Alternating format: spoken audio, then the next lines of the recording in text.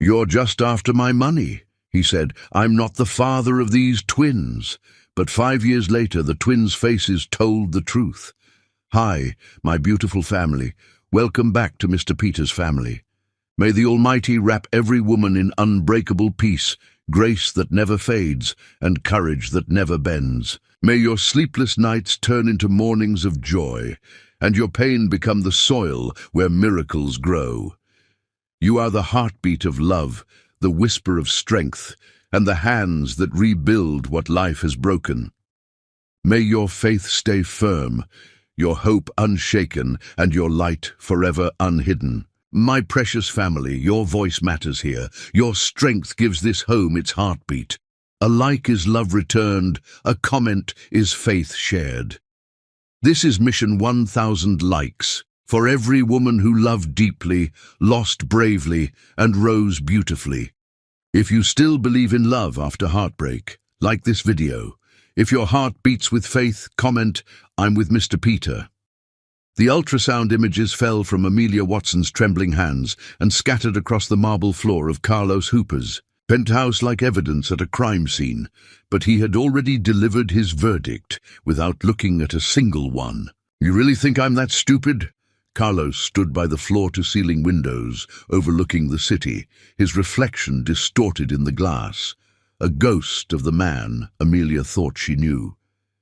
His voice carried that particular coldness wealthy men, reserved for people they believe have tried to fool them, a tone Amelia had heard him use with contractors and lawyers, but never until this moment with her. Amelia bent down to gather the images, her knees weak, her pregnant belly making the movement awkward and humiliating. She clutched the ultrasound photos against her chest like they were proof of something, though Carlos had already made it clear that proof meant nothing to him. "Carlos, please, just look at them. The doctor said what you paid him to say." He turned from the window, and the late afternoon sun behind him made his face a shadow, unreadable. "You think I don't know how this works?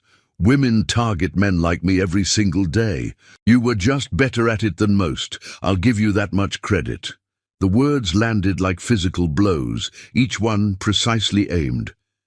Amelia had prepared herself for shock, maybe even for questions.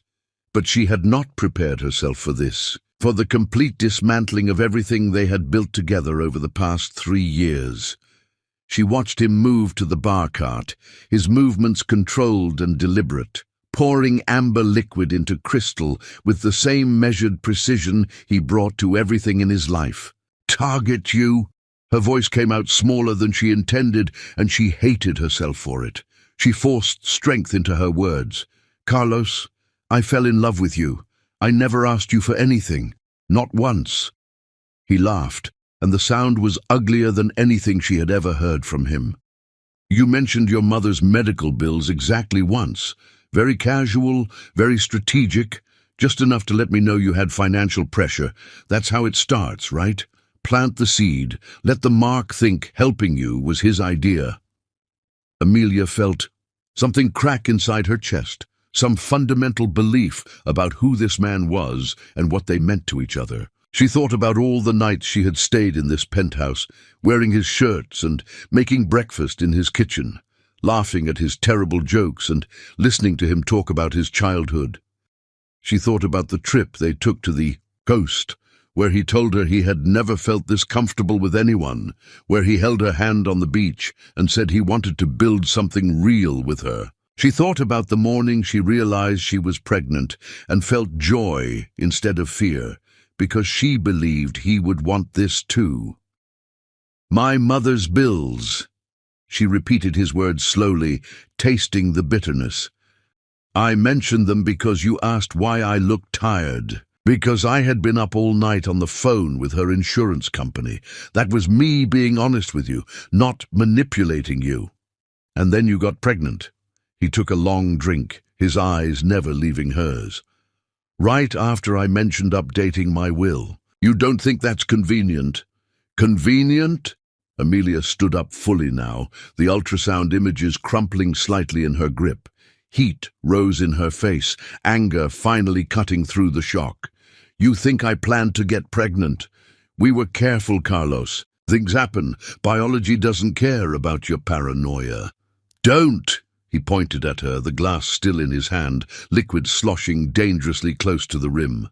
Don't act like I'm unreasonable for protecting myself. I've been through this before. I know how the game is played. There it was. The ghost that had haunted their entire relationship, the woman Carlos never wanted to talk about, but whose shadow fell across every vulnerable moment they shared. "I'm not her," Amelia said, her voice breaking despite her efforts to keep it steady. "Whatever that woman did to you, I'm not her. These babies are real. This pregnancy is real. I'm not faking anything." That's exactly what she said. Carlos finished his drink and set the glass down with a sharp click against marble. Word for word, actually. She was very convincing too. Had ultrasounds, morning sickness, the whole performance.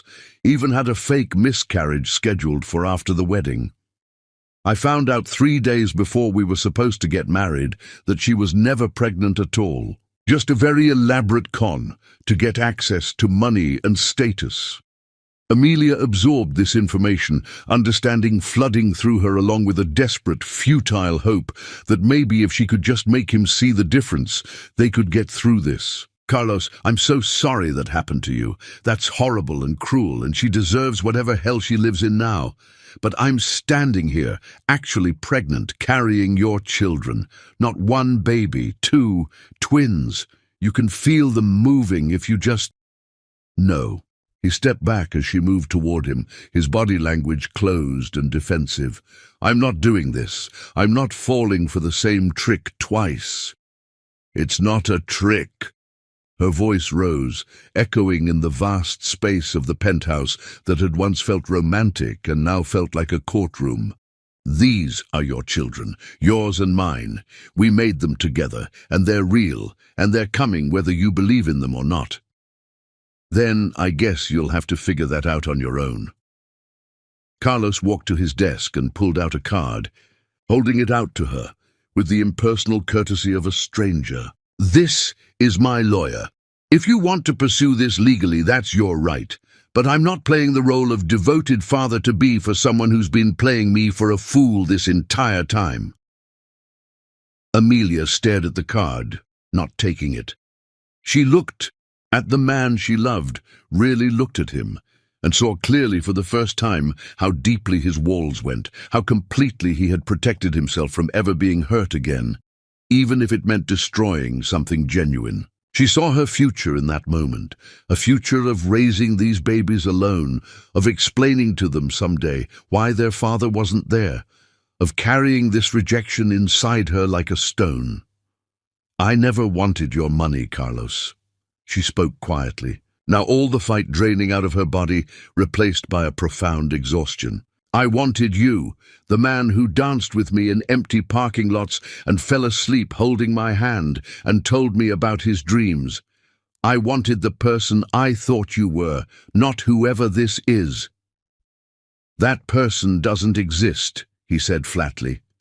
"That was just the version of me stupid enough to let someone get close. Consider this me getting smart again." Amelia felt tears burning behind her eyes, but she refused to let them fall. Not here, not in front of him, not when he had already taken so much. She straightened her spine and looked directly at him, memorizing his face, because she knew this was the last time she would willingly be in the same room with him. "I'm going to raise these babies, and I'm going to love them with everything I have. And I'm going to tell them the truth when they ask about their father, that he was too broken to let himself be loved, and that his loss is so much greater than theirs because they'll have me and you'll have nothing." She turned toward the door, the ultrasound images still clutched in her hand, evidence that would never be believed. Behind her, she heard Carlos pour another drink, the sound of ice against glass, the sound of a man convincing himself he had made the right choice. "Amelia." His voice stopped her at the door, and for one fractured second she let herself hope that he was about to take it all back, to tell her he was scared and stupid and sorry. She turned back. "Don't contact me again. unless it's through my lawyer." His face was set, unmovable, already moving on. "I mean that." She nodded once, not trusting herself to speak, and walked out of the penthouse into the hallway where the elevator stood, waiting like an escape route from a crime scene. The doors closed on Carlos's world, on the life she had imagined, on the man she had loved, who turned out to be a stranger wearing a familiar face. She made it all the way to the lobby before the first sob broke free, and by the time she reached the street, she was crying so hard that a concerned stranger asked if she needed help. "I'm fine," Amelia lied, one hand on her swollen belly where two hearts beat steadily, oblivious to the fact that their father had just erased them from his life before they even had names. "I'm going to be fine."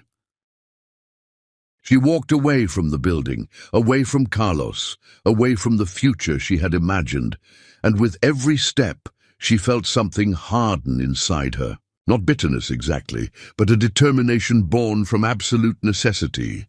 She would survive this. She would raise these babies. She would prove that love didn't require his belief to be real. Behind her, high above the city, Carlos stood at his window and watched her figure disappear into the crowd. His hand pressed against the glass, something hollow and wrong, settling into his chest like a stone he would carry for years. Though he told himself repeatedly that he had made the only sensible choice, that he had protected himself, that he had done exactly what any smart man would do. The ultrasound images remained on his floor where Amelia had dropped them, two tiny profiles in grainy black and white. Faces that would haunt him in ways he couldn't yet imagine. Evidence he refused to examine, because looking at them might crack the certainty he was desperate to maintain. And certainty was all he had left now that he had thrown away everything real. Chapter 2. Survival and Strength. Amelia learned that survival has a taste. Metallic and bitter, like blood in your mouth after biting your tongue to keep from screaming. The twins came on a Tuesday evening in early spring, their arrival marked by pain so consuming that Amelia forgot her own name for hours. She labored alone in a hospital room with fluorescent lights that buzzed like dying insects, attended by nurses who were kind but strangers. When Alro emerged first, his cry sharp and immediate, Amelia wept from the sudden understanding that this sound would be her compass for the rest of her life. Ren followed minutes later, quieter than her brother, her eyes already searching. "Do you want to call anyone?" the nurse asked, and Amelia shook her head because there was no one to call who could fix the fundamental wrongness of bringing two lives into the world without the person who helped create them. So she took her babies home to a one-bedroom apartment that smelled like fresh paint, and she learned what it meant to function on sleep, measured in minutes rather than hours. She learned to nurse twins while sitting on the floor, because the couch made her back scream. She learned which cry meant hunger, and which meant the inexplicable sadness that sometimes overtook Ren in the middle of the night, a grief that seemed too old for someone so new. The hardest part wasn't the physical exhaustion. The hardest part was the loneliness that felt like drowning in plain sight. She would sit in the rocking chair at 3 a.m, a baby on each arm, and feel so completely alone that she understood why people talked to God. She didn't believe in God particularly, but she talked to him anyway, bargaining and pleading, and sometimes just reporting on her day. Birdie Kallstrom appeared in Amelia's life like an answer to prayers she hadn't known she was making. The elderly woman lived across the hall, and she showed up one evening when Amelia was crying on her doorstep because she couldn't get her key in the lock while holding 2 diaper bags and 2 car seats. Birdie simply started helping without asking permission or offering platitudes. She became a fixture in their lives, appearing at strategic moments with food and wisdom. "You're doing better than you think," Birdie told her one evening. "Nobody gets a prize for suffering beautifully. You just have to survive until surviving gets easier." Amelia went back to work when the twins were 3 months old. She had taken a position as a hospital administrator, a job that paid enough to keep them fed and housed, but not enough to stop worrying about money. She worked during the day while Birdie watched the twins, and at night, after they were asleep, she did freelance medical billing. There were moments of pure joy. Alro's laugh sounded exactly like wind chimes, bright and musical. Wren was more serious, watching the world with careful attention. But when she did smile, it was like witnessing something sacred. Amelia would catch herself staring at them while they slept, memorizing the curves of their faces. She saw Carlos's features in them constantly. Alro had his father's nose and the distinctive cleft in his chin. Wren had inherited those startling green eyes. Amelia stopped flinching when she noticed these resemblances and started feeling something closer to vindication. These children were proof of the truth Carlos had refused to believe. She met Jolene Park at a parent group for single mothers. Jolene had a daughter close to the twins' age, and they bonded over terrible coffee and shared war stories about daycare costs and the specific loneliness of making every decision alone. "You ever hear from the father?" Jolene asked one afternoon. "No," Amelia said, and the word came out clean and final. "He made it clear he wanted nothing to do with us." She told the twins simplified versions of the truth when they started asking questions. Alro wanted to know why other kids had daddies, and he didn't, and Amelia told him that sometimes people aren't ready to be parents, and that didn't mean there was anything wrong with him. Wren never asked directly, but she drew pictures of families with a conspicuous empty space where a fourth figure should be. She saw Carlos's face sometimes, in magazines or online articles. He looked successful and distant. Amelia felt nothing when she saw these images, or rather, she felt the nothing very intensely, a deliberate emptiness that proved she had moved beyond him. The twins grew into bright, curious children. Alro was bold and physical, climbing furniture and testing boundaries. Wren was introspective and creative, spending hours drawing elaborate scenes. They fought and loved each other with equal intensity. Amelia enrolled in night classes toward an advanced degree. She wanted to give her children more than just survival. She wanted to show them that limitation was temporary, that struggle could transform into strength. There was a night when everything nearly collapsed. When Alro had a bad cold, and Wren had an ear infection, and Amelia's mother called to say her treatments weren't working well. And Amelia sat on the bathroom floor at 2 a.m. and genuinely didn't know if she could keep going. But then Alro called for her, his voice raspy from coughing, and she went to him because that's what you do when you're someone's entire world. She held him through the worst of it, and she felt Wren's hand slip into hers in the dark, offering comfort even though she felt terrible herself. In that moment, Amelia felt something shift. Not happiness exactly, but a recognition that this was her life, messy and hard and beautiful in ways Carlos would never understand. She got a promotion at the hospital, a significant raise that meant she could finally stop doing the freelance work. She could afford a 2-bedroom apartment. The twins got their own room, beds shaped like race cars for Alro and a canopy for Wren. They decorated it together, and the day they moved in, Amelia stood in the doorway watching her. Children play and felt pride that had nothing to do with Carlos and everything to do with what she had built from nothing. Birdie came to the housewarming with tears in her eyes. "I knew you'd make it," she said. That night, Amelia sat in her own room and let herself acknowledge something she had been avoiding. She was lonely, not for Carlos specifically, but for partnership, for adult conversation that didn't revolve around children. She had been so focused on surviving that she had forgotten she was allowed to want more than survival. She downloaded a dating app but deleted it almost immediately, overwhelmed by the prospect of explaining her situation to strangers. The whole thing felt impossible, so she decided it wasn't worth trying yet. The twins had a birthday party at the park. Amelia had made cupcakes that were lopsided and beautiful. She watched Alro and Wren blow out their candles together, their faces identical masks of concentration, and she took approximately 100 photos, because she never wanted to forget how they looked in that moment. Completely happy and completely hers. Later that week, she saw Carlos on the news. He looked older, and he talked about building legacy and giving back, words that sounded hollow to Amelia. She turned off the television and went to check on the twins. Ren woke up when Amelia came in. "Mama, are you sad?" "No, baby," Amelia said. "I'm not sad. I'm grateful. I have you and your brother, and that's everything I need. Do you ever wish we had a daddy?" Ren's question was innocent, but it hit Amelia like a punch. She chose her words carefully. "I wish your daddy had been brave enough to love you, but his fear doesn't change how perfect you are. You and Alro are my whole heart, and nothing about that is missing."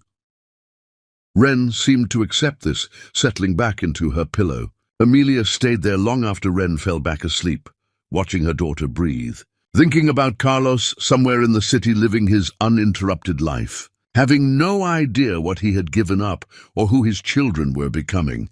She had survived. She had more than survived. She had built a life that worked, a family that was complete even in its unconventional shape, a future that didn't require Carlos's validation. And if sometimes she still felt the ghost of what they had been together, still remembered how it felt to love him before she knew how easily he could throw that love away, well, that was just proof she was human, that she could carry scars and keep moving forward anyway. Chapter 3.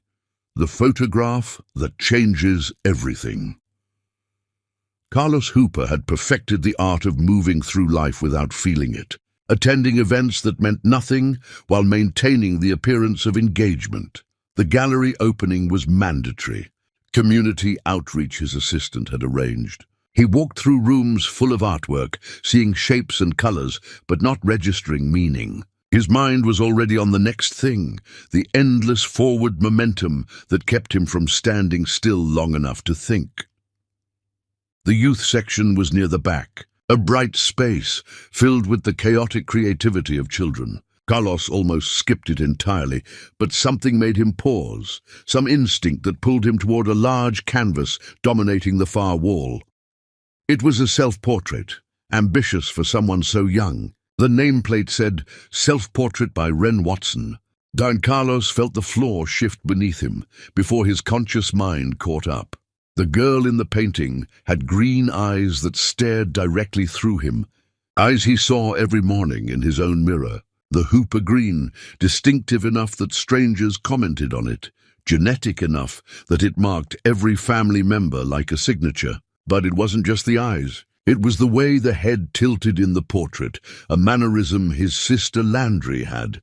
His hands started shaking. He moved closer to the display. There were other paintings arranged around the self-portrait, a series depicting family scenes. One showed two children playing together, and Carlos's vision tunneled on the boy.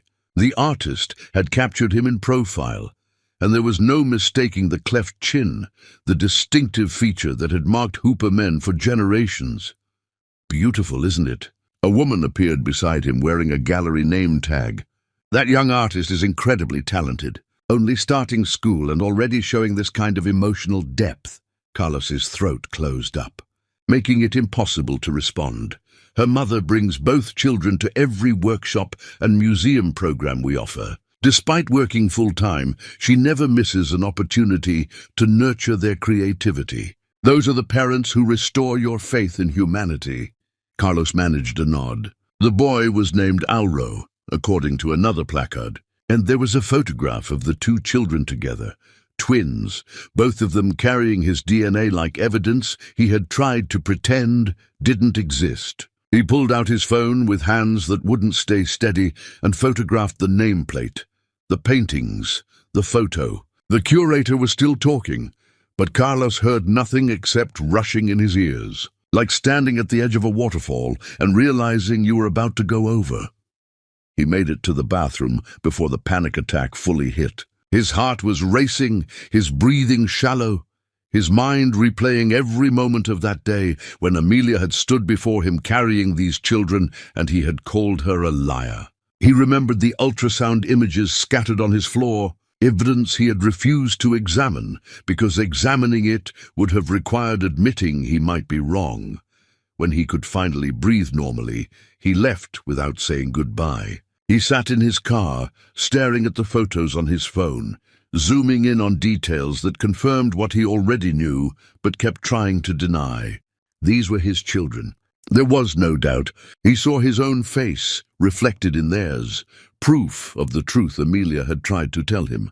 He hired a private investigator that evening, not because he doubted, but because he needed to understand what he had missed. The report came back within days, accompanied by photographs that made his chest ache.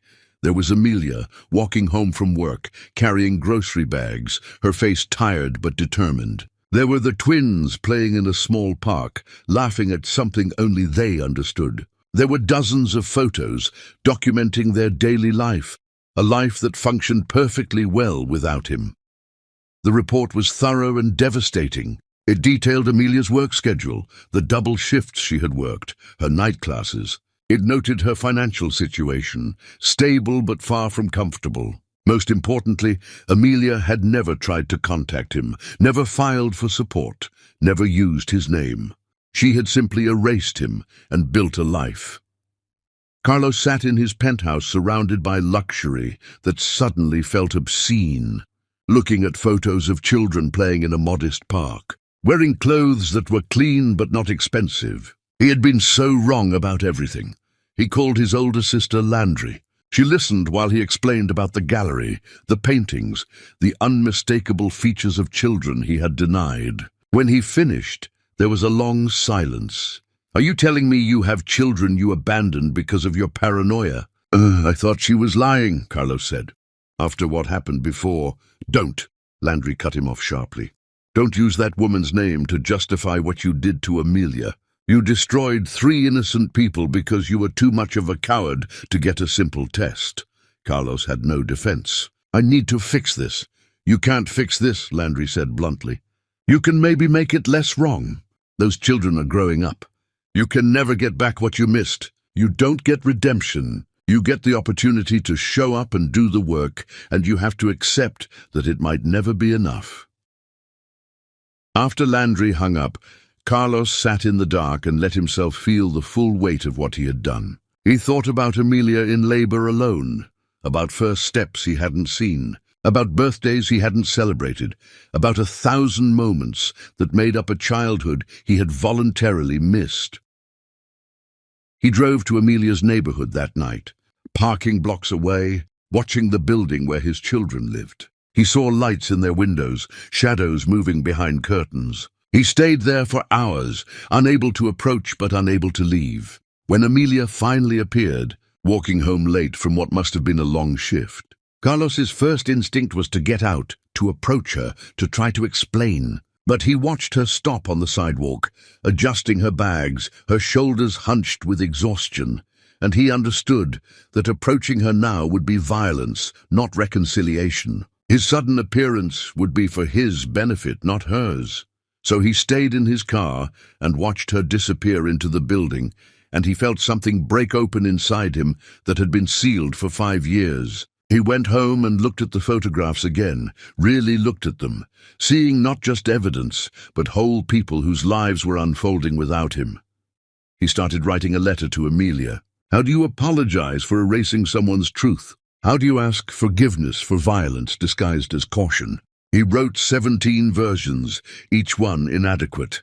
The final version was simple, an acknowledgement that he had been wrong, that she and the children deserved better, that he understood if she never wanted to see him, but he needed her to know he knew the truth now. He included no requests, made no demands, just offered a phone number and the ghost of hope. He mailed the letter on a morning when rain was falling like judgment, and then he waited in the particular hell reserved for people who have to live with the consequences of their choices, knowing that whatever happened next was entirely out of his control. Chapter 4. The Impossible Approach. The letter sat on Amelia's kitchen counter for 3 days, like an unexploded bomb. Carlos's handwriting recognizable even after years of deliberately forgetting. She walked past it multiple times each day, making breakfast for the twins, packing lunches, herding them through morning routines while the envelope remained unopened. Birdie noticed it and asked if Amelia wanted her to throw it away, an offer that was tempting. But Amelia said no, because avoiding it felt like giving Carlos power he didn't deserve. She finally opened it late on a Thursday night after the twins were asleep. Her hands trembled as she unfolded the pages, and she hated herself for that trembling. The letter was not what she expected. There were no excuses, no justifications. Carlos took responsibility with a directness that felt almost violent. He acknowledged that he had accused her without proof, that he had abandoned their children based on paranoia, that he had spent years building a life on willful blindness. He told her about the gallery, about seeing Wren's painting, about understanding that he had destroyed something irreplaceable.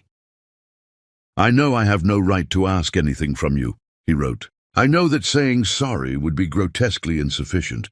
I spent 5 years convinced I had protected myself, and it took one painting to show me I had actually committed the worst act of my life. You told me the truth, and I called you a liar.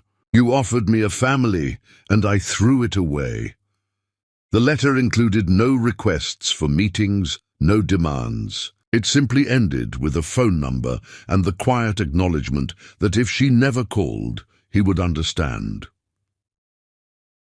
Amelia read the letter 3 times. She felt anger rising, hot and familiar, the anger that had sustained her through the hardest years. How dare he suddenly decide to acknowledge reality now? But beneath the anger was something more complicated, a recognition that Carlos's letter carried weight that comes from genuine suffering rather than performative guilt. She didn't respond immediately. She needed time. She talked to Jolene, who advised extreme caution. She talked to Birdie, who surprised her by suggesting that people could change if the pain of staying the same became unbearable. "I'm not saying forgive him," Birdie said. "I'm saying decide what's best for those babies, not what punishes him most effectively." Amelia spent weeks with the decision. She looked at Alro and Wren and tried to imagine what she would tell them when they asked why she had kept their father away, if he wanted to know them. The answers weren't simple. She also had to confront her own feelings. She had loved Carlos once, deeply, in a way that made her vulnerable to his rejection. Part of her still carried that love like a scar that ached in certain weather. What if she was still weak for him? She attended therapy for the first time. Her therapist was Dr. Reeves, who asked questions that made Amelia uncomfortable in productive ways. "What are you most afraid of if you let Carlos back?" "That he'll hurt the twins the way he hurt me." "That he'll be inconsistent. That he'll disappear again." "What else?" "That I'll remember how much I loved him," Amelia admitted. "That I'll be stupid enough to let him hurt me again." Is loving someone stupid? It is when they've proven they'll throw that love away. Dr. Reeves leaned forward. "You've survived 5 years of single parenthood, built a career, raised 2 healthy children. That's not the biography of someone stupid. Maybe the question isn't whether you're strong enough to protect yourself. Maybe the question is what you want for your children and whether you're strong enough to give them that, even if it's complicated." Amelia called Carlos on a Sunday evening when the twins were at Jolene's house. Her hands shook as she dialed, and she almost hung up 3 times. "Hello," Carlos's voice was cautious. "It's Amelia." She kept her voice steady. "I got your letter." Sharp intake of breath. "Thank you for calling." "I didn't think you would." "I almost didn't. She wasn't making this easy. I spent 3 days looking at that envelope. Do you know what those 3 days felt like?" "I'm sorry," his voice cracked. "I'm so sorry for everything." "Stop," she cut him off. "I didn't call to hear you apologize. Apologies are words and words are cheap. I called because I need to decide what's best for Alro and Wren." "Alro and Wren," Carlos repeated their names like he was tasting them. "Those are beautiful names. They're beautiful children, and they've had a beautiful life without you. That's what you need to understand. You didn't break us. You hurt me in ways I'm still recovering from, but you didn't break us. We're whole. I know. Carlos sounded destroyed. I saw the photos. You're incredible. Don't do that, she said sharply. Don't put me on a pedestal. I'm not incredible. I'm exhausted and angry, and trying to figure out if letting you into our lives will help my children or hurt them. This isn't about us. There is no us. You're right. What do you need from me? Amelia had prepared for this. If I decide to let you know them, it will be entirely on my terms. You don't get to make demands or use your money to manipulate. You'll attend therapy and provide proof. You'll respect my authority without question. And most importantly, if you commit to this, you're committing for life. You don't get to walk away again. Do you understand? Yes, Carlos said immediately. Don't agree so quickly, Amelia warned. Think about what I'm saying. Being a parent isn't about grand gestures. It's about showing up every single day, even when you're tired, even when they're difficult. It's about putting them first always. It's about accepting that you'll never get back what you missed, and that they might never forgive you. Can you actually do that? There was a long pause. I don't know if I can do it, he finally admitted. I don't know if I'm capable, but I want to try. Not because I deserve a second chance, but because they deserve to have every possible person who loves them. And I already love them. That has to count for something. It counts for nothing, Amelia said bluntly. Love is the minimum requirement. The question is whether you'll show up when love isn't enough to make it easy. I will, Carlos promised. I'll show up. Amelia closed her eyes. I'll think about it. I'm not promising anything. In the meantime, you'll start therapy immediately. You'll send me confirmation, and you'll wait until I contact you. No showing up at our home, no surprises. Do you understand? I understand, Carlos said. Thank you. I'm not doing this for you, she interrupted. I'm doing this because those children might someday ask me why I kept their father away, and I need to be able to tell them I gave you every opportunity. This is about them. Don't forget that. She hung up before he could respond. She sat at her kitchen table and let herself cry for the first time in months, not from sadness, but from the exhaustion of carrying everything alone and the terror of letting someone else help carry it. When she picked up the twins later, Hildro immediately asked if something was wrong. I'm not sad, baby, she said. I'm just thinking about big things. What big things? Ren asked. Amelia kissed the top of Ren's head. Just grown-up stuff. Tell me about your day. And they did, their voices overlapping, and Amelia listened and held them close, knowing that whatever happened next, these two people would remain her anchor, her purpose, her proof that survival could transform into something bigger than just getting through each day. Chapter 5. Amelia's Choice. The confirmation emails from Carlos's therapist arrived every week like clockwork, documenting his attendance without commentary. Amelia filed them on her computer, building a record of consistency that surprised her. Part of her had expected Carlos to attend 1 or 2 sessions and then make excuses. But week after week, the confirmations came, and she found herself checking for them with a strange mixture of anxiety and something else she couldn't quite name. She was still attending her own therapy sessions. Dr. Reeves helped her understand that anger and grief could coexist with curiosity and hope. That feeling multiple contradictory things didn't make her weak, it made her human. They talked about forgiveness, and Amelia insisted repeatedly that she would never forgive Carlos. Forgiveness isn't about erasing harm, Dr. Reeves said. It's about releasing yourself from the requirement to carry that harm forever. You can acknowledge what he did was wrong and still decide not to let it control your present. I'm not controlled by it, Amelia argued. I built a whole life. You did. A remarkable life. But you also won't date, won't let anyone close, won't take any risks that might make you vulnerable. That suggests the harm is still controlling some of your choices.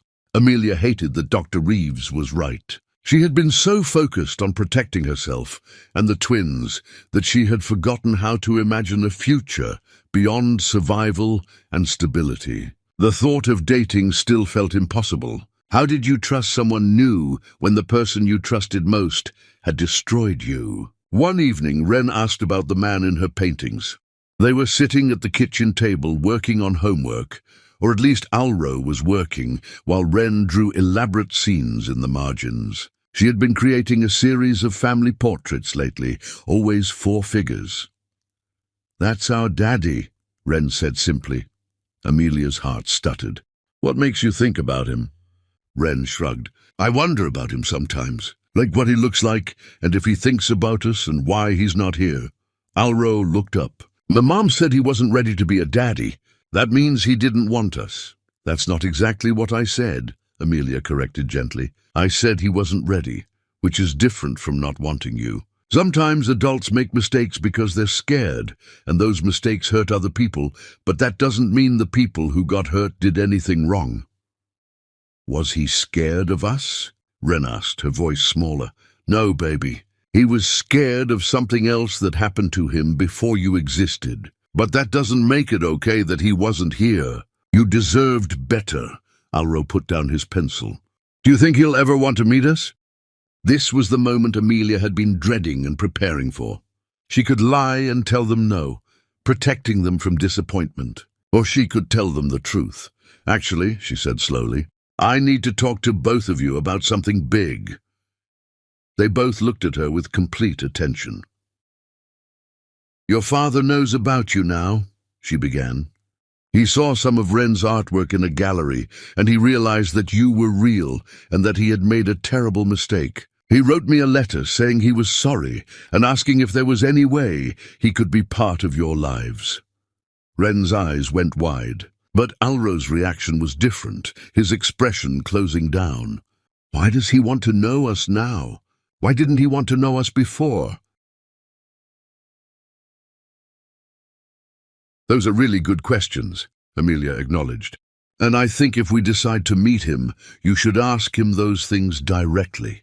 But the important thing is that this is your choice too. Do you want to meet your father, or do you want things to stay the way they are?" "I want to meet him," Wren said immediately. "I want to see if he looks like us." "Alro, what do you think?" "I don't know," he admitted. "What if he's mean? What if he says he doesn't want us again?" Amelia pulled him close. "I won't let him hurt you. If we meet him, it will be somewhere safe, and I'll be right there the whole time. And if he ever tries to leave again, we'll be fine, because we've always been fine, right? Just the three of us. Just the three of us," Alro repeated. After the twins were in bed, Amelia sat in her living room and forced herself to make the decision.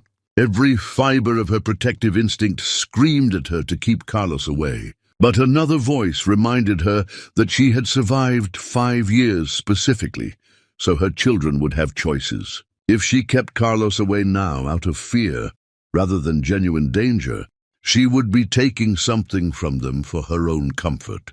She called him the next evening.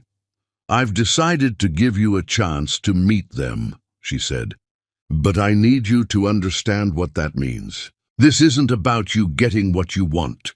This is about me giving my children the opportunity to know their father, and if you waste that opportunity or hurt them in any way, I will remove you so completely you'll forget they exist. Do you understand?" "I understand," Carlos said, emotion barely contained. "Thank you.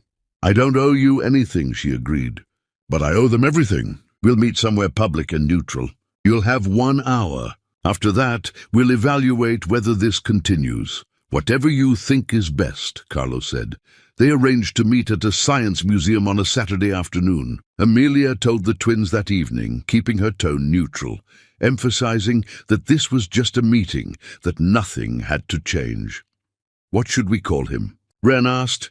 "You can call him Carlos," Amelia suggested, "unless you feel like calling him something else. But we'll start with his name and see what feels right." The days leading up to the meeting were strange for Amelia, filled with nervous energy. She found herself thinking about Carlos more than she had in years, remembering not just the betrayal, but the good parts before it. She remembered how he used to listen when she talked, really listen. She remembered the way he laughed at himself when he messed up. She remembered falling in love with him so completely that the idea of him not being in her life had seemed impossible. But she also remembered the cruelty in his voice when he accused her, the coldness in his eyes when he dismissed her truth, the sound of his door closing. Those memories were sharper, more painful, and she held onto them like armor. Jolene came over the night before the meeting. "Are you sure about this?" she asked. "No," Amelia admitted. "I'm not sure about anything. But I think this is one of those times when being unsure doesn't mean you're making the wrong choice."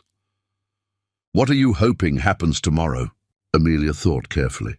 "I'm hoping he shows up on time. I'm hoping he's kind to them. I'm hoping they see something in him that helps them understand where they come from.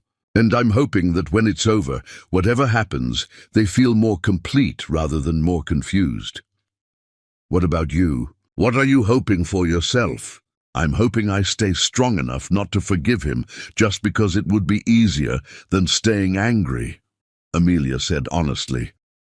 "I'm hoping I remember that he destroyed me once, and that letting him close again would be the stupidest thing I could do. And I'm hoping that tomorrow proves I was right to give him this chance, because if it doesn't, I'll never forgive myself."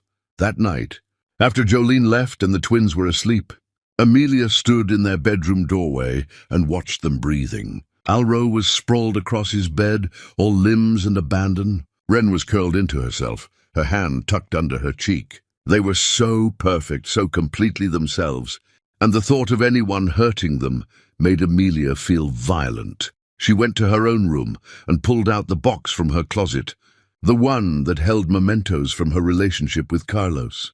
She hadn't looked at these things in years, but now she opened the box and sorted through the contents with the detachment of an archaeologist. There were photos of them together, looking happy. There were ticket stubs from movies and concerts. There was a postcard he had sent her. And there, at the bottom, was the last ultrasound image from her pregnancy. The one that showed both babies clearly. The one Carlos had never looked at. Amelia held that image and felt something crack open inside her chest. This was the moment she could have shown him, the proof he had refused to see. But he hadn't looked, and she couldn't change that. And sitting here wishing for different history was pointless when the present demanded all her attention. She put everything back except the ultrasound image, which she placed in her purse. Tomorrow, if Carlos asked why she hadn't fought harder, she would show him this and make him understand what he had thrown away. The morning arrived with cold weather. Amelia dressed the twins carefully, wanting them to look their best for their own confidence. She put Wren in her favorite dress with the stars and let Alro wear his superhero shirt, even though it was slightly too small. They looked beautiful and entirely themselves. "Are you nervous, Mama?" Wren asked in the car. "A little," Amelia admitted. "Are you?" "A little. But also excited. Is that weird?" "That's not weird at all, baby. It's okay to feel lots of different things at the same time." Alro was quiet in the back seat, staring out the window, his small face serious. Amelia reached back and squeezed his hand, and he squeezed back. They arrived at the museum early. She wanted to be settled and calm when Carlos appeared, wanted to meet him from a position of strength. They explored exhibits while they waited, the twins momentarily distracted by interactive displays, their natural curiosity overriding their nervousness. And then she saw him. Carlos stood near the entrance, scanning the crowd, looking older than she remembered, but also somehow smaller, like the intervening years had taken something essential from him. He spotted them at almost the same moment, and the expression that crossed his face was so raw and unguarded that Amelia had to look away. This was it. The moment that would change everything or nothing, that would answer questions she had been carrying for years, that would prove whether love could grow back after being completely destroyed. She took a deep breath, squeezed the twins' hands, and walked toward the father they had never known, hoping she was strong enough to handle whatever came next. Chapter 6. The Meeting. Carlos saw them before they saw him. and the sight stole whatever prepared words he had rehearsed during 3 sleepless nights. Amelia looked exactly the same and completely different, still beautiful, but carrying herself with a hardness that hadn't existed when she loved him. The twins were exploring a display, their heads tilted at the same angle, their movements synchronized. Alro was taller, his build stocky and solid.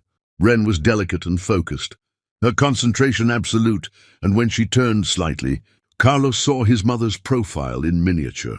He had prepared himself to see his children, but nothing had prepared him for the reality of them in motion, alive and real and completely fine without him. They were whole people with personalities and histories he knew nothing about, and the distance between who they were and who he had imagined felt impossible to bridge. Amelia spotted him, and her entire body language changed. She said something to the twins, and they both turned to look at him with expressions of naked curiosity. He forced himself to walk toward them with steady steps. "Carlos," Amelia said when he reached them, "these are your children, Alro and Wren." The formal introduction felt surreal. Carlos knelt down to their eye level, his throat tight. "Aye," he managed. "I'm really glad to meet you both." Wren studied him with unsettling intensity, her green eyes exactly like his own. "You look like us," she said finally. "Mom said you would, but I didn't believe her." "I do look like you," Carlos agreed. "You have my eyes, and Alro has my chin." Alro's hand went immediately to his chin. "Did you give it to me on purpose, or did it just happen?" "It just happened," Carlos said. "That's how genetics work. Sometimes you get features from your parents, whether they plan it or not. Like how we didn't plan to not have a dad, but it happened anyway." Alro's voice was sharp. Carlos felt the impact in his chest. He glanced at Amelia, who was watching him with an expression that clearly said this was his test. He turned back to Alro. "That's exactly right," he said. "You didn't plan to not have a dad, and that wasn't fair to you. I made a terrible mistake a long time ago, and you paid the price for my mistake, which is the worst thing I've ever done. I don't have a good excuse. I was scared and wrong, and I hurt you and your sister and your mum, and I'm sorry. I know sorry isn't enough, but it's all I have right now." Alro absorbed this, his expression not softening, but perhaps becoming slightly less hostile. Wren, meanwhile, had moved closer. "Can I draw you?" she asked suddenly.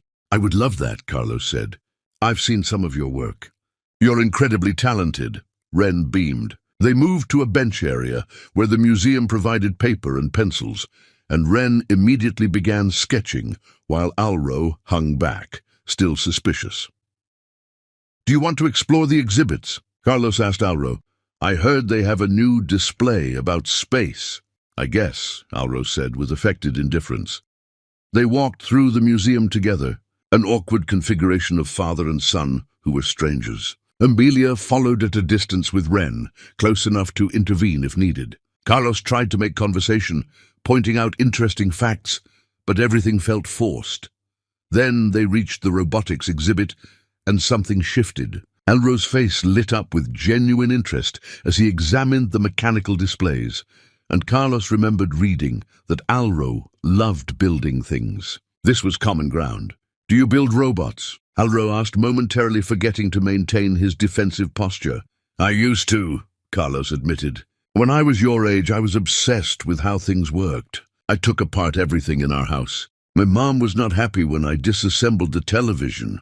Alro laughed, a sound so pure and unexpected that Carlos felt something crack open in his chest. "Mom doesn't let me take stuff apart. She says we can't afford to replace things if I break them." The casual mention of financial constraint landed heavily. "Well, maybe we could build something together sometime," he offered carefully. "Something new that we wouldn't have to worry about breaking." "Maybe," Alro said, and though it wasn't enthusiastic, it wasn't rejection either.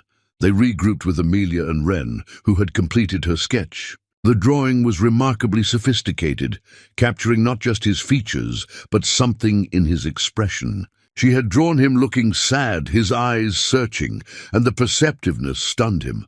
"This is beautiful," he said honestly. "You really captured something true." You look sad, Wren observed. Are you sad? Carlos glanced at Amelia. He chose his words with precision. I'm sad about the time I missed with you and your brother. I'm sad about hurting your mom. But I'm also happy to be here right now meeting you. Both things can be true at the same time. That's what Mama says, Wren said, nodding sagely. She says feelings are complicated. Your Mama is very smart, Carlos said, and this time when he looked at Amelia, their eyes met and held for a moment longer than necessary. The hour Amelia had allotted passed surprisingly quickly. They had lunch in the museum cafeteria, an ordinary domestic scene that felt extraordinary. Carlos watched Amelia help Wren with her sandwich, saw how she automatically wiped Alro's face, observed the 1,000 small acts of caregiving. This was what he had missed. Not dramatic milestones, but the accumulation of ordinary moments that built the foundation of love. When it was time to leave, Wren hugged him without prompting, her small arms wrapping around his waist with easy affection that made Carlos's eyes burn. Alro offered a handshake instead, a more measured gesture that Carlos respected, even as it broke his heart a little. He shook his son's hand with appropriate seriousness. Can we see him again? Wren asked Amelia as they prepared to leave. Amelia looked at Carlos with an expression impossible to read. We'll see, she said, which wasn't a yes but wasn't a no either. Carlos walked them to their car, reluctant to let this fragile connection end. Before Amelia got in the driver's seat, he stopped her. Thank you for this. I know it cost you something. It cost me everything 5 years ago, Amelia said, her voice low enough that the children couldn't hear. Don't make me regret spending what I have left. She drove away, and Carlos stood in the parking lot watching their car disappear, feeling the absence like a physical thing. His phone buzzed with a text from his sister Landry. How did it go? He typed back, I met my children. They're perfect. I'm destroyed. Landry's response came immediately. Good. You should be destroyed. Now comes the hard part. Showing up tomorrow and the next day. And the day after that until destroyed becomes normal and normal becomes something you can build on. Carlos drove home to his empty penthouse and sat in. The silence that used to feel like peace, but now felt like punishment. He thought about Alro's suspicious eyes, and Wren's easy affection, and Amelia's carefully maintained walls. He thought about the years he couldn't get back, and the future that depended entirely on whether he could prove himself worthy of the smallest space in their lives. He looked at the drawing Wren had given him, the one that showed him sad and searching, and he taped it to his refrigerator, where he would see it every day, a reminder of what he had, what he'd lost, and what he might possibly earn back if he was willing to do the work of becoming someone his children could trust. Chapter 7. The Unraveling 3 months of supervised visits had established a routine that felt both fragile and necessary. Carlos came to the park on Saturday afternoons and pushed Wren on the swings, while Alro attempted increasingly dangerous feats on the climbing equipment. He attended a school art show where Wren's paintings were displayed, sitting in the back and clapping too loudly, then leaving quickly before other parents could ask who he was. He learned that Alro preferred pancakes to waffles, that Wren hated having her hair brushed, that both twins were competitive about everything except with each other. The supervised visits were excruciating in their limitations, like being allowed to observe a life he couldn't fully enter. He wanted to take them places, to buy them things, to compensate for his absence with grand gestures. But Amelia had been explicit about not using money as a substitute for actual presence, so Carlos restricted himself to showing up consistently and trying to earn their trust through reliability rather than spectacle. Then he made the mistake that threatened to destroy everything he had carefully built. The letter arrived at Amelia's apartment on a Tuesday morning, official and expensive, from one of the city's most prestigious private schools. It congratulated her on Alro and Wren's acceptance for the upcoming school year, complete with a full scholarship funded by an anonymous donor. The letter was professionally impersonal, but Amelia knew immediately who had arranged this. and the rage that flooded through her body was so intense she had to sit down. She called the school and confirmed what she already suspected. The scholarship had been established specifically for her children by a donor whose identity was barely concealed. She hung up and immediately called Carlos, her voice shaking not with sadness but with fury. "Meet me at the coffee shop on 7th Street, she said without preamble. "Right now." Carlos arrived 20 minutes later looking confused and slightly afraid. They sat at a corner table far from other customers, and Amelia waited exactly 3 seconds before launching her attack. "You arrogant, controlling piece of work," she started, her voice low and deadly. "You actually thought you could manipulate my children's education without asking me." Carlos's confusion shifted to understanding and then defense. "I was trying to give them opportunities. That school has resources." "You thought what?" Amelia interrupted. "You thought you knew better than me what my children need? This is exactly what I was afraid of. This is you using your privilege and wealth to undermine my authority." "I wasn't undermining you," Carlos argued. "I was trying to help. They deserve the best education possible. They deserve what I decide they deserve." Amelia cut him off. "I chose their current school deliberately. It's diverse, it's grounded. Your fancy private school would isolate them. They'd be the scholarship kids, surrounded by wealthy children whose parents don't look like their mother. Did you think about that?" Carlos's jaw tightened. "You're right that I should have asked you first," he conceded. "But wanting better for them isn't the same as undermining you. You've done an incredible job raising them alone, but now they don't have to be alone. I can help. Why is it so impossible for you to accept help?" Because your help comes with strings," Amelia shot back. "You threw us away, Carlos. You don't get to waltz back in and start making executive decisions." "I'm not waltzing in," Carlos's voice rose. "I've been showing up every week for 3 months. I followed every rule you set, respected every boundary. At what point do I get to actually be a father instead of a supervised visitor?" "When you earn it," Amelia snapped. "This scholarship is rejected. You're turning down an incredible opportunity because you're too proud to accept help from me." Carlos's face flushed. "That's not protecting them. That's punishing me at their expense." The accusation landed like a slap. "Don't you dare suggest I'm punishing anyone. I've given them everything while you've given them nothing but years of absence. You don't get to judge my choices when your choice was to not believe they existed." "I know what I did," Carlos said.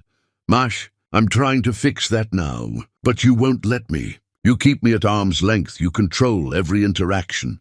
When does that change?"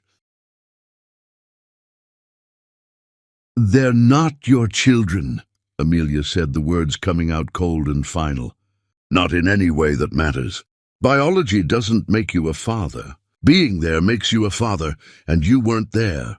So no, you don't get equal say. You get what I give you, and if that's not enough, you can go back to your perfect life and forget we exist. It seemed pretty easy for you before."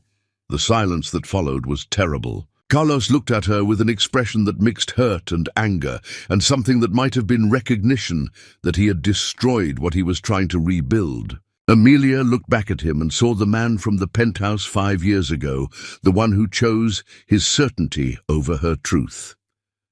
"I'm going to leave now," she said, standing up, "and I'm going to think very seriously about whether continuing these visits is in my children's best interest. Because what you did today proves that you still don't understand what I need from you.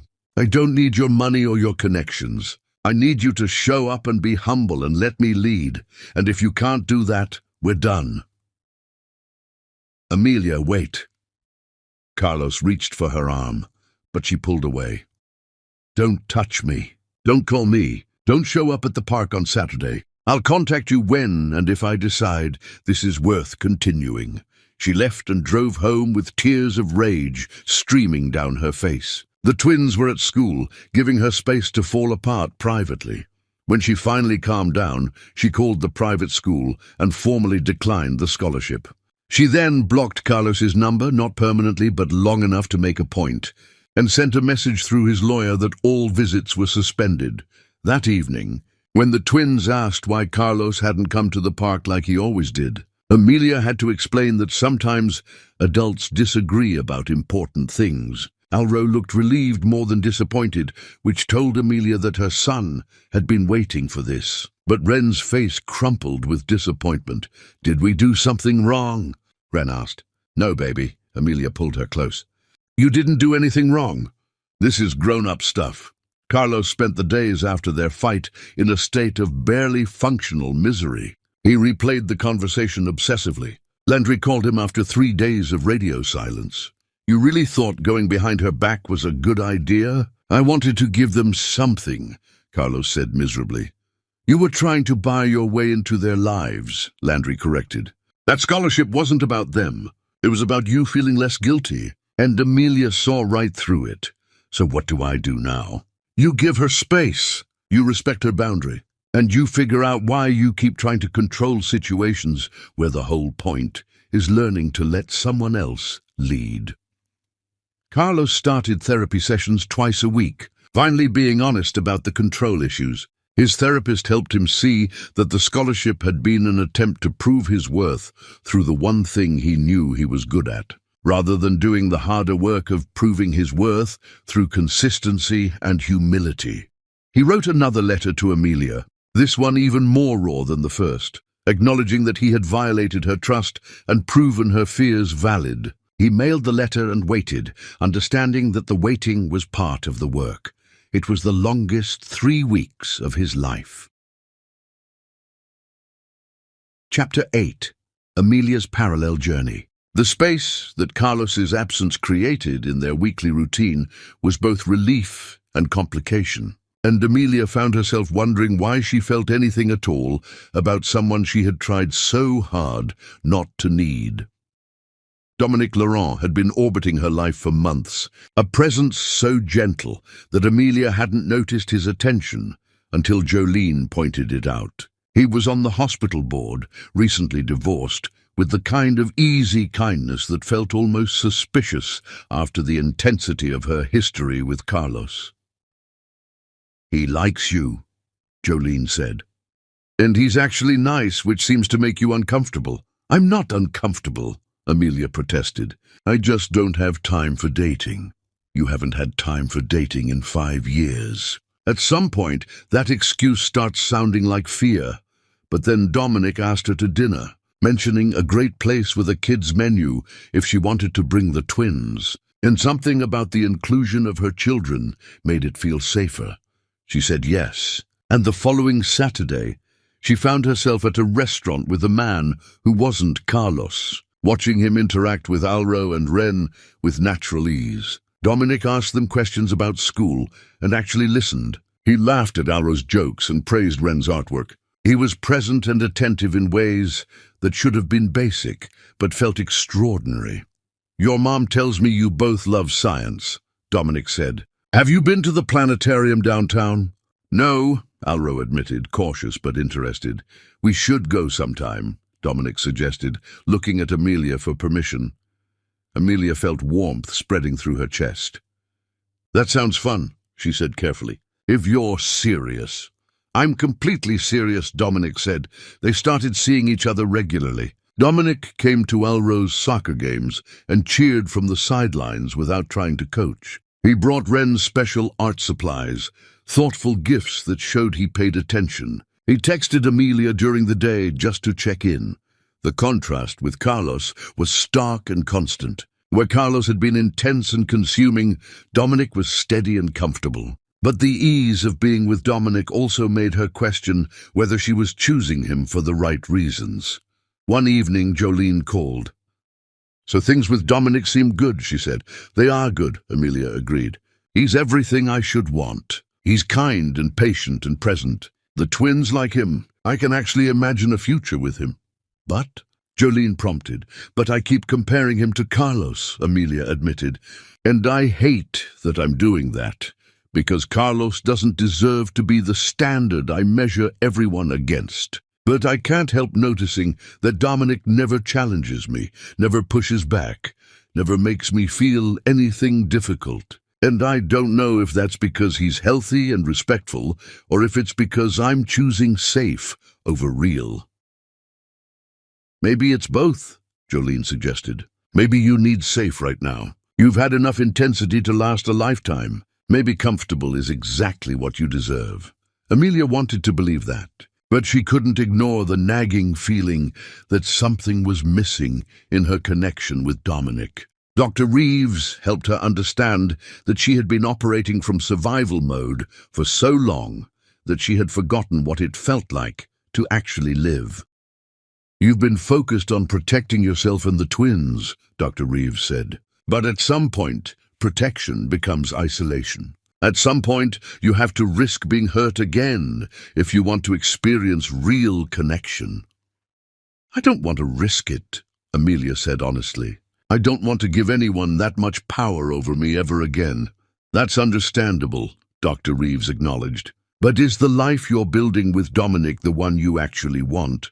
Or is it the one that feels safest? Those are different things. Amelia thought about that question constantly. She noticed herself pulling back slightly from Dominic, creating space when he tried to get closer. And she noticed herself thinking about Carlos at unexpected moments, wondering how he was handling her silence.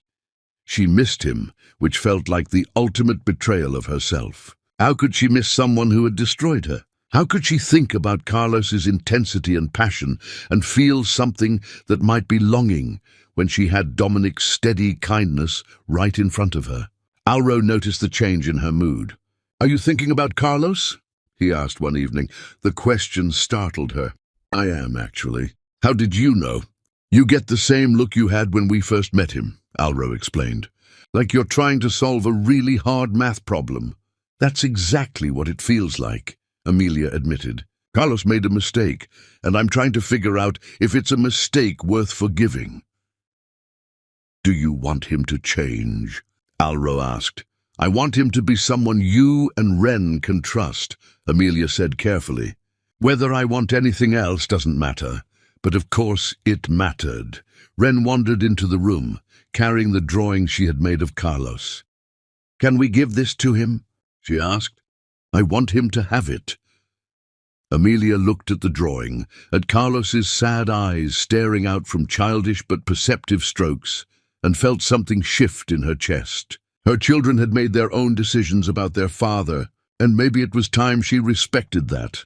That night, Amelia sat down and finally read Carlos's latest letter, the one that had been sitting unopened on her counter for 2 weeks. His words were raw and honest, acknowledging his mistake with the scholarship in ways that felt genuine. "I understand if you're done with me," he wrote. "I understand if I've proven myself unworthy of the trust you were willing to extend.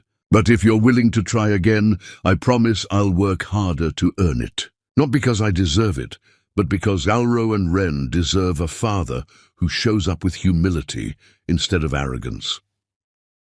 Amelia folded the letter and sat in her quiet apartment, thinking about Carlos and Dominic and the impossible choice between safety and risk.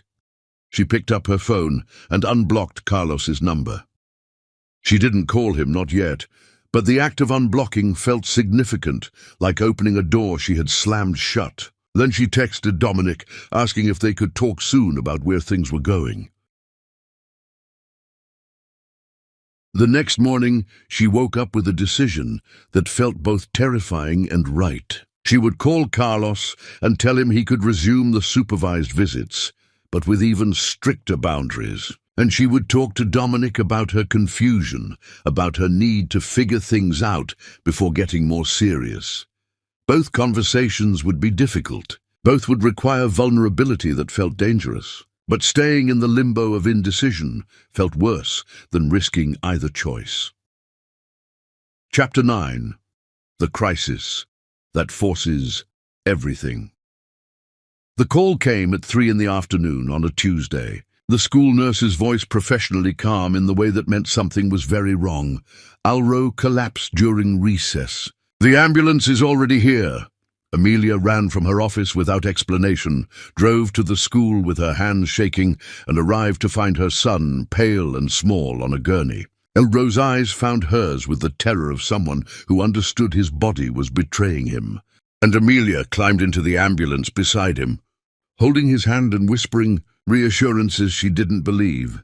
The hospital moved in organized chaos while Amelia answered questions about family medical history and realized with sickening clarity how little she knew about Carlos's genetic background. "Do you have contact information for the father?" a doctor asked. "We need a complete family medical history." Amelia pulled out her phone with trembling hands and called Carlos. He answered on the second ring. Before he could speak, she was already talking, her voice breaking. "It's Alro. He collapsed at school. We're at Memorial Hospital, and they need you to come right now. Carlos, I don't know what's wrong with him, and I'm so scared. I'm on my way." Carlos's voice was sharp with immediate focus. "I'll be there in 15 minutes. She hung up and returned to the exam room where Alro lay small and frightened on a bed too big for him, machines beeping around him. Ren was still at school, being kept by Birdie, who Amelia had called in a panic.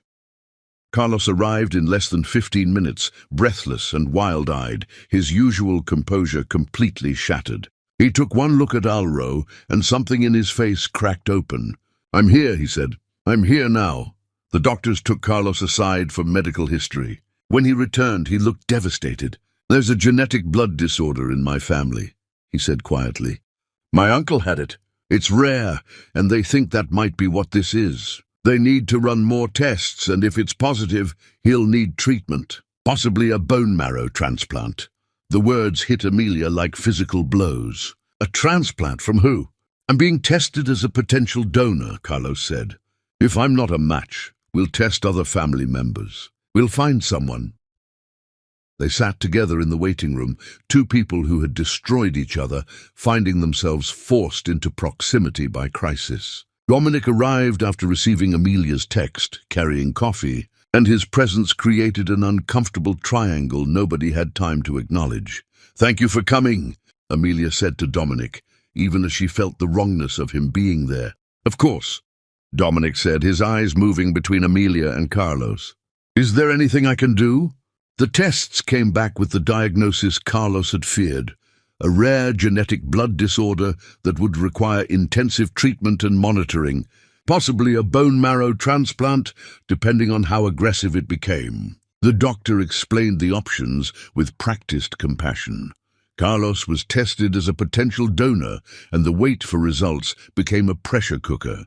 Dominic sat with Amelia in the cafeteria during one of the long stretches, and she could feel him building up to something.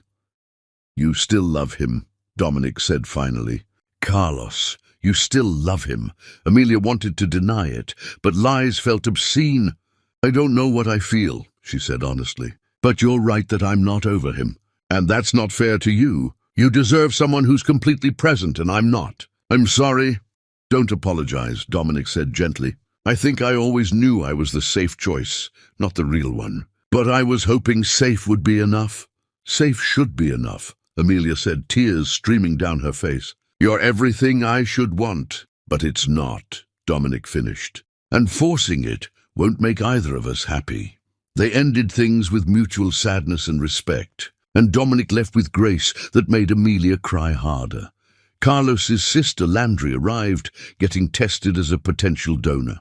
"I wanted to meet you and tell you that my brother is an idiot, but he's trying to be better." The test results came back. Carlos was a partial match, close enough to serve as a donor with additional protocols. Landry came back as a better match, offering immediately. The doctors were optimistic that with the right treatment combination, they could manage the condition without an immediate transplant. During all of this, Ren finally arrived with Birdie and walked right up to Carlos, taking his hand without hesitation. "Is Alro going to die?" she asked. "No, sweetheart," Carlos said, getting down to her level. "Your brother is sick, but we're going to take care of him. The doctors are very good." "Are you scared?" Ren asked. "But yes," Carlos admitted. "I'm very scared, are you?" "Yes," Ren said. And then she wrapped her arms around Carlos's neck and held on tight.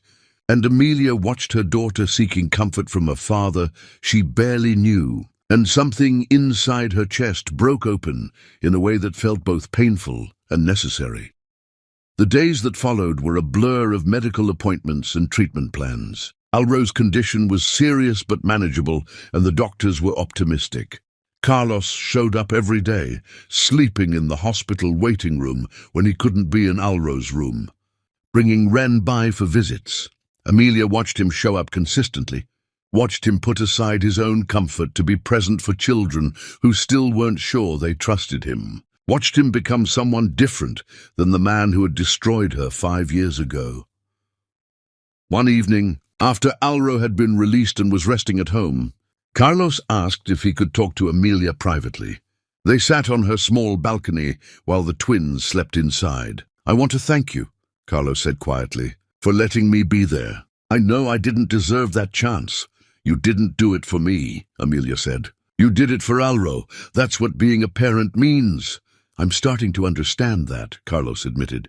"And I'm starting to understand that I can't use money or grand gestures to compensate for actual presence. The scholarship was me trying to fix everything at once instead of doing the slow work of earning trust. At least you're learning," Amelia said, and there was less acid in her voice than there would have been a month ago. "Can I ask you something? That man who was at the hospital, Dominic, were you seeing him?" "I was," Amelia said. "Past tense. He was everything I should have wanted, but I couldn't give him what he deserved because I wasn't over you, and that wasn't fair to him." Carlos absorbed this with visible surprise. "You're not over me?" "Don't read too much into that," Amelia warned. "Not being over someone doesn't mean forgiving them or wanting them back. It just means they left damage that hasn't healed yet. You destroyed something fundamental in me. My ability to trust, my sense of being worth loving. Those things don't heal just because you show up for a medical emergency." "I know," Carlos said, his voice raw. "I know what I did to you. And I know that showing up now doesn't erase 5 years of absence. But I want you to know that I see you, Amelia. I see how strong you are, how incredible you are as a mother. And I'm not asking for another chance with you. I'm just asking to keep showing up for Alro and Ren until they decide whether I'm worth having in their lives permanently." Amelia looked at him in the dim light, trying to separate the man who hurt her from the man who was trying to do better. "Keep showing up," she said finally. "Prove that this isn't just crisis response. Prove that you can be consistent when things are boring and hard. Do that, and maybe someday we can talk about what comes next. But right now, all I can offer is the possibility of co-parenting that doesn't destroy any of us." "That's more than I deserve," Carlos said. "I'll take it." They sat in silence for a while. Two people who had loved and destroyed each other, learning how to exist in the same space without combusting. And when Carlos finally left, Amelia felt something shift inside her that wasn't quite hope, but wasn't quite despair either. It was possibility. Fragile and uncertain, the sense that maybe broken things could be rebuilt into something new, even if they could never be what they were before. Chapter 10. The truth between them. Amelia told Alro and Ren the complete truth about their father on a morning that felt too ordinary for the weight of what she was about to explain. They sat together in the living room, and she spoke carefully about mistakes and fear and how sometimes adults hurt each other in ways that affect their children. She told them that Carlos was their father, that there had been confusion when they were babies that had kept him away, but now he wanted to be part of their lives if that was something they wanted too.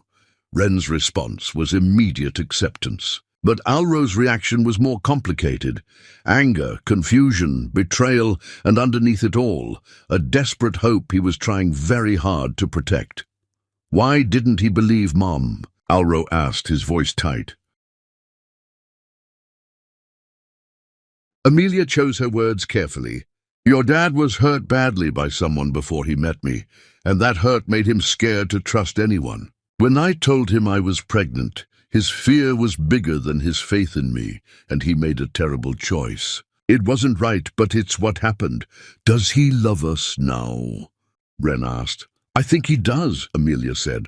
But love isn't just a feeling. It's showing up and being consistent. Whether his love is the real kind is something you'll have to figure out by watching what he does. When Carlos arrived for his next visit, Alro confronted him immediately. Why did you leave us? Why didn't you want to know us? Carlos got down on his knees. I was scared, he said, tears gathering in his eyes. Someone lied to me before about being pregnant, and when your mom told me about you and Ren, I let that old fear be bigger than the truth. I didn't believe her, and that was wrong. Are you still broken? Ren asked, moving closer. A little, Carlos admitted. But I'm working on it.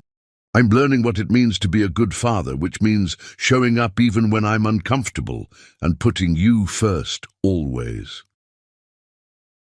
Do you love us? Alro asked. Yes, Carlos said without hesitation, tears now flowing freely.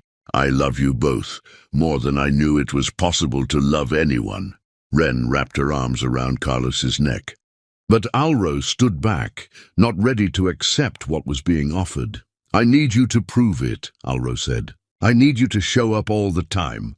If you're going to be our dad, you have to be our dad forever. I promise, Carlos said.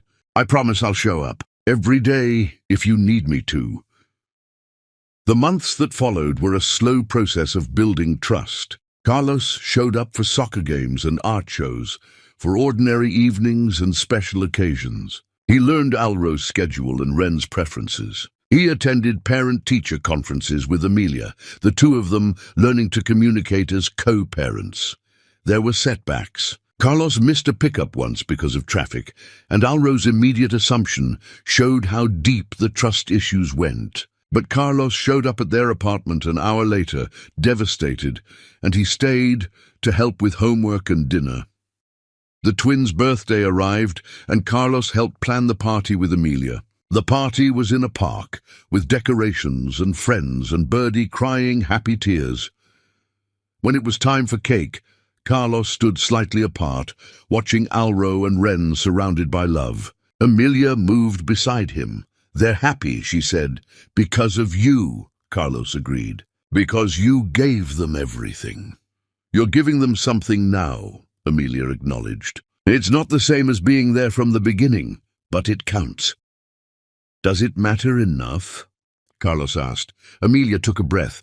I don't know yet. I know I don't hate you anymore. I know you've shown up consistently enough that I'm starting to believe you might actually stay. But I don't know if I can ever trust you the way I did before. What if we built something new? Carlos suggested carefully. Something that acknowledges what happened but doesn't let it be the only story. I don't know how to do that, Amelia admitted. Maybe we figure it out together, Carlos said. Not today, but someday. If there's even a possibility of that, I'll wait. Amelia looked at her children, laughing with their friends.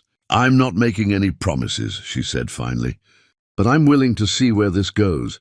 For them, and maybe eventually for us. But you need to understand that this is a long game. This is about showing up every single day and proving that your consistency outlasts my skepticism. I understand, Carlos said, and I'll wait however long it takes.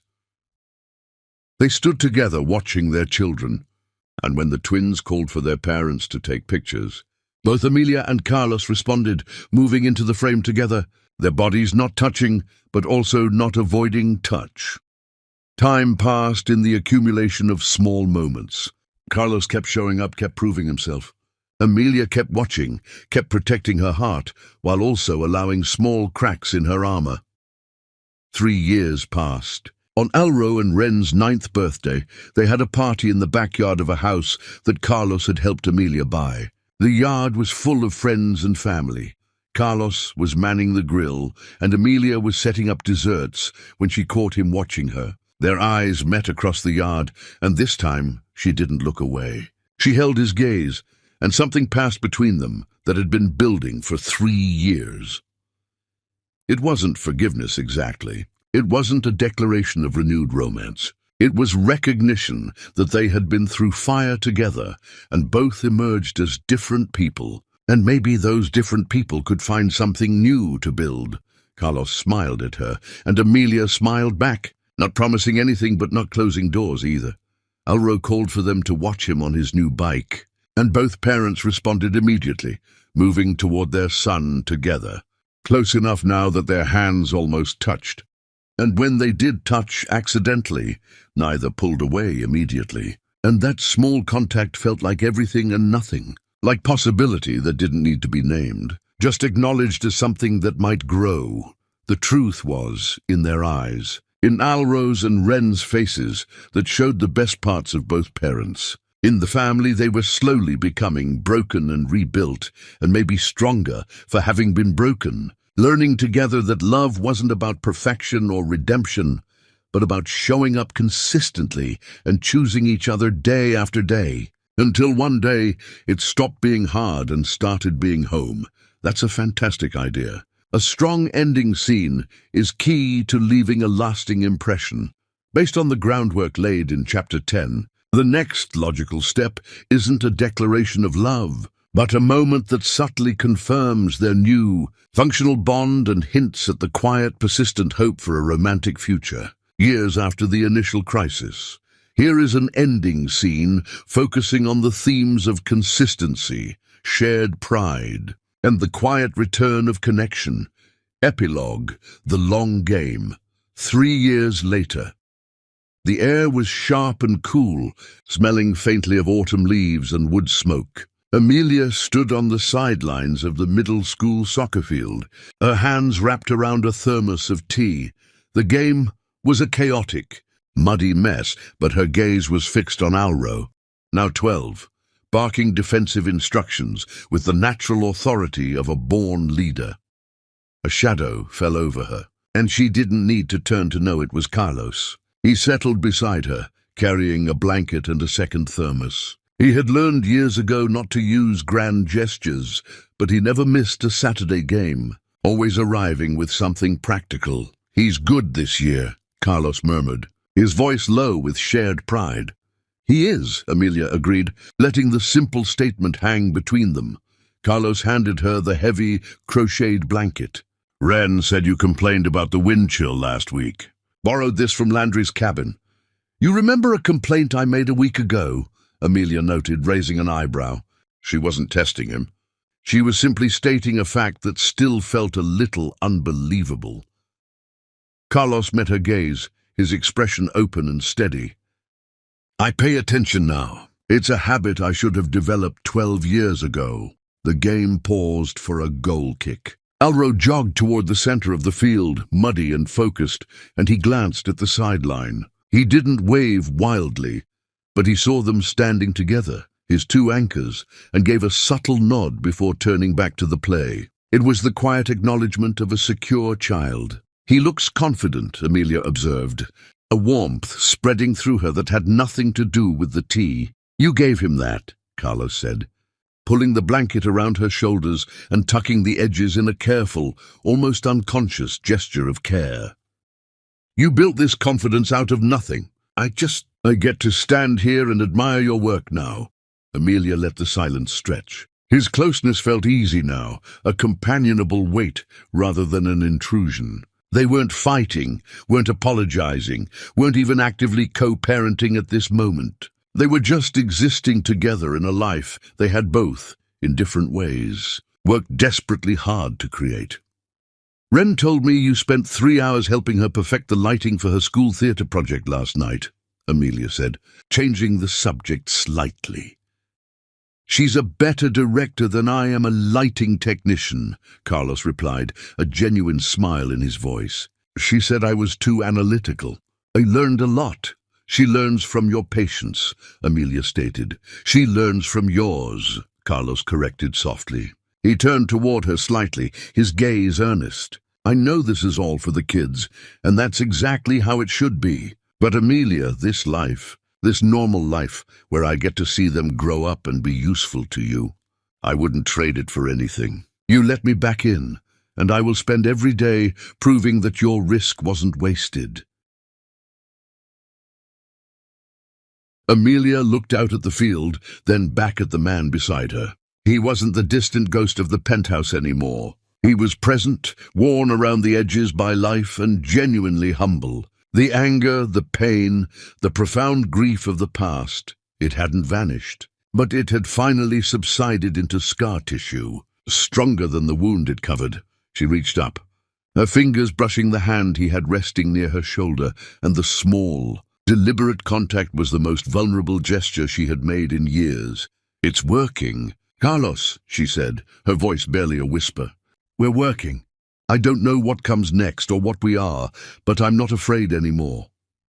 He didn't move to take her hand or kiss her. He simply stood there, accepting the truth she offered. "That's enough," he said. "For now, that's everything." A whistle blew, ending the game. Alro, muddy and victorious, sprinted toward the sideline. "Mom!" "Dad, we won!" he yelled, stopping naturally a few feet away, his expression beaming. Amelia and Carlos looked at their son, then back at each other. They moved in sync, walking toward him together, a united front. As Alro launched into a breathless play-by-play of the final moments, Amelia and Carlos settled on either side of him, the blanket falling unnoticed to the grass, their focus entirely on the new, beautiful truth unfolding before them. I hope this scene captures the right tone and emotional progress. Do you feel this provides a satisfying sense of closure while respecting the complexity of their journey?